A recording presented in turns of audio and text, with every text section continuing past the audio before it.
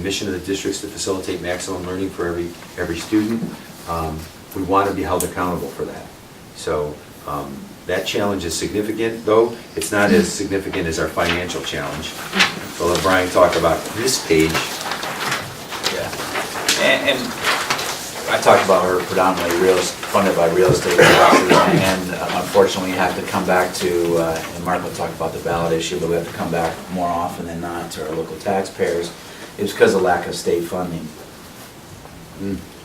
And what demonstrates this is a couple things we want to point out on this page, and then we can talk about, measures we tried to correct this. But if you look on the very top there again, apologize for the small print, but line M, total foundation funding before guarantee. If you look on the left-hand side, the calculated funding line, you see we're supposed to get $46.7 million. And what that $46.7 million is the state budget's on a 2-year basis. We're in the first year. It actually started July 1 there. Is what they say the formula is what we're supposed to be getting based off of enrollment and other factors that are out there. Wealth factors such as property tax, income wealth, or not property tax, I'm sorry, property wealth as far as valuation, and income wealth of our residents. But at the end of the day, we're supposed to be getting $46.7 million. But unfortunately, if you look on the right-hand side there, on the state funding side, we get about approximately $9.8 million. You may ask, why is that? 2 reasons. One, the state capped our increases that we did. We did get an increase, about 7.5% this year, and we'll get another 7.5% next year, which is the max increase we could get. But unfortunately, he talked about growth. We gained about 600 students this year. Well, if you look on the front page there, and we'll round up to make simple math here, $10,000 per pupil times 600 would be another $6 million. Well, on the state funding side, our increase is only around $700,000, so that isn't keeping up with those students. So while we did get an increase, we're thankful for it. It's just not enough to keep up with the tremendous growth we've had over a long period of time. Another reason why we don't get the full $46.7 million is that whole line item budget for the state purposes is about $7 billion. Yeah, $7 billion. Well, while they have the money, they're just like anyone else, like any school district, you're in your personal budgets. There's priorities across the state that they have to.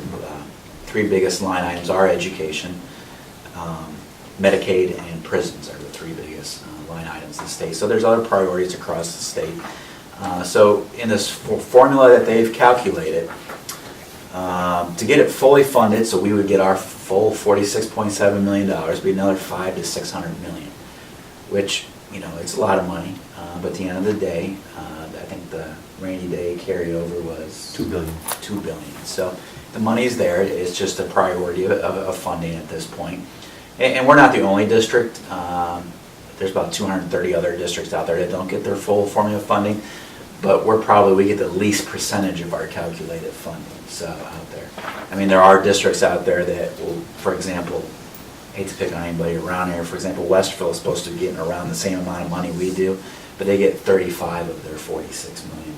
So, at the end of the day, it'd be nice if we were fully funded to get this money, and we'd be staying off the ballot for operating money for a long time. So we said, well, since we're only getting 9.7, then, and now I'm getting to my fairness issue, I'm going to pick on your private school Watterson here a little bit, but if we'll throw out one more stat real quickly there at the very bottom, line 57. And really what that line's saying is for every dollar that we pay as residents of Olentangy, in state and income tax, for each dollar we pay to the state, we get 4 cents back here at Olentangy. If you look at the far right-hand side, we get 62 cents back. The state average. State average. I'm sorry, state average 62 cents. So if you think about it, there's other districts out there. There's ones out there that get $7 and $8. There's all types of sorts of it, but and then in those areas, granted they have less property wealth, so they can't generate as much on the local side of things. But at the end of the day, we deem that as unfair to our residents. 'em. And so what we came up with, we call the fair funding proposal. And really what that line saying is for every dollar that we pay as residents of Olentangy, we get 4 cents back here at Olentangy. If you look at the far right-hand side, we get 62 cents back. Because I don't know if anyone realized out there, schools such as Watterson, Village Academy over in Powell, or Worthington Christian, as non-public or private schools, they get about $1,182 per pupil this year, and about $1,200 per pupil next year from the state of Ohio in revenue. We in Olentangy only get about $530. There's about 30 other districts like us out there that get less on a per pupil basis than our private schools. 2 in the local area, Upper Arlington and New Albany are the other. So what we tried to do was, okay, if you can't give us the 500 or 600 million more to fully fund us to get our 46.7, how about you give us on, what on a per pupil basis what our private schools got. So if you think about that much, 530 compared to $1,100, almost $1,200, it essentially doubled what we're currently getting, another $10 to $11 million per year. And that would have only costed, because like I said, there's only 30 other districts like us, another $43 million statewide. A lot more, $43 million is a lot of money, but on a $7 billion budget, or line education budget, that's doable. So as going through the process, the House and Senate in their versions of the formula, because everybody has their all, the governor introduces a formula, the House changed it, and the Senate changed it a little bit more.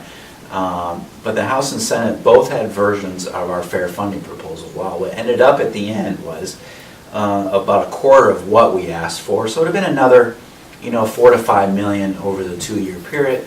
Not quite what we asked for, but something's better than nothing. Unfortunately, it was line item vetoed at June 30th there as we started the fiscal year. So we just like to point that out we do have a lack of state funding, but we're also trying, we're also working very hard. We, as soon as that happened, I think we met in August or September with Senate leadership. Lobbyists. And, for example, President Faber of the Senate, unfortunately, some of those people are term limited, so the next time the state budget comes around, we'll have to reconnect those leadership roles. But at the end of the day, we'll continue to work. Mark mentioned the School Advocacy Committee as part of, the sign-up sheet there. This approach we took the last time was more of an underground, I don't want to say underground, but not as quiet approach of meeting behind doors. The legislative leaders kind of preferred that at that time because that they don't want, everybody's out there always claiming for more money. And at the end of the day, this was a better approach. And we're not pitting ourselves against someone else because we never advocate taking away from anybody else. We just want some more, a little bit more in here. So we keep it. We're trying to argue on the side of fairness. We just don't think it's fair that for our residents, for every dollar they send in income tax, we get 4 cents back. And it's just not fair.